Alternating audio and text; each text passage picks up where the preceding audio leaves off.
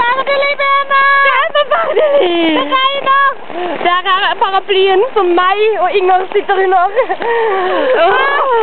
Det regner! Se på Inger sin bukse.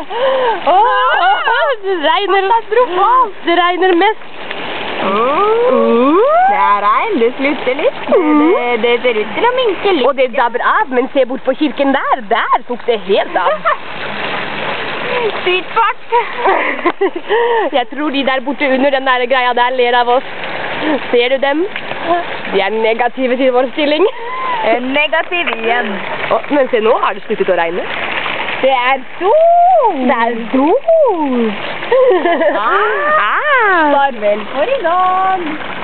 Nei, der var det ganske mye regn fremdeles. Jeg tror at det er sol der og regn der på samme tid. Det er jo umulig, Benedikte. Er det umulig, Inger? Umulig, Benedikte. Hva skal vi gjøre med saken? Jeg vet ikke, Benedikte. Jeg tror vi har et problem, Inger. Og vi har en problemløser, nemlig Inger. Og se der, nå er det ikke regn på utsiden. Vi er fri! Vi er fri!